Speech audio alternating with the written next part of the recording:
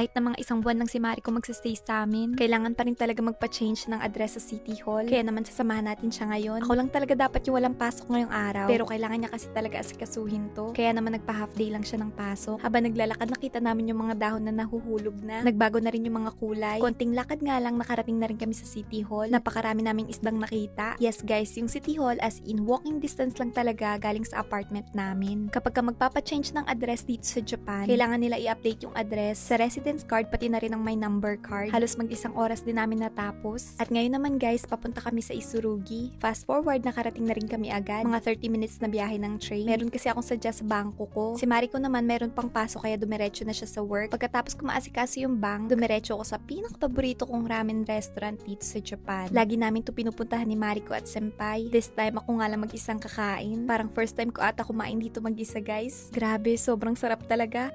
Fast forward guys, nandito na ako ngayon sa Albis ng Isurugi. Nung solo living pa ako dito sa Japan, dito talaga ako lagi tumatakbo para bumili ng mga pagkain. Kasi yung Albis dito as in sobrang kumpleto. Kaya kahit nasa mismong Toyama City ako nakatira, dito ako mag-grocery ngayon. Kumuha ko na itong giniling, pati na itong pork. Tignan nyo guys, tag-uumapaw yung mga sale. Malapit na kasi mag-expire kaya sinisale nila. Kumuha rin ako ng kape. Gusto ko rin magluto ng lumpia, kaya kumuha ko ng wrapper. Meron ako nakita ditong naka half price. Bili na rin natin. Pwede rin to pang adobong chicken. Kumuha rin ako ng breast part ng chicken. Ito talaga usually pinang-aadobo ko. Pwede rin natin ito pang ihaw. Yung mga ganitong ready to cook na talaga, pinaka gusto kong binibili. Kasi guys, sobrang convenient at dali talaga na itong i-prepare. Wala na rin kaming kape kaya kumuha na ako. Lagi pa naman ako inaantok lately. Gusto ko rin kumain ng pusit ngayon. Kailangan ko rin ng gulay kaya kumuha ko na itong bell pepper na green. Namiss ko na rin magluto ng kamote Q. Lalo parang masarap sa malamig na panahon. Alam nyo ba guys, sabi ko sa sarili ko, karne lang yung bibilhin ko dito. Pero grabe, ang hirap talagang umalis. Sobra ako nag-e-enjoy. Namiss ko yung ganitong moment at mamimiss ko talaga itong uyabe. Lalo na pag natapos na yung kontrata ko. Dito sa Japan, ikaw na rin magbabalot ng mga ipinamili mo. Wala nga akong dalang bag na pang groceries. Napabili tuloy ako ng plastic. Nanghihinayang ako kapag bibili ng supot. Diba guys, ganun talaga ako kakuripot. Maya-maya, nakabalik na rin ako dito sa Toyama. Dumiretso nga ako sa Marut. Nagulat ako at sobrang excited kasi meron pala magbubukas na gasoto. Naku guys, isa yan sa paborito kong budget meal restaurant dito sa Japan. Rush hour nga itong pag-uwi ko. Kaya naman ang dami mga tao sa station na naglalakad. Maya-maya nakauwi na rin ako sa apartment. I-arrange ko na yung mga ipinamili ko. Sobrang productive ng araw ngayon. Ang sarap sa pakiramdam kapag ang dami mo natatapos na gawin. Ito nga pala guys, lahat ng ipinamili ko. Pang ilang araw na din.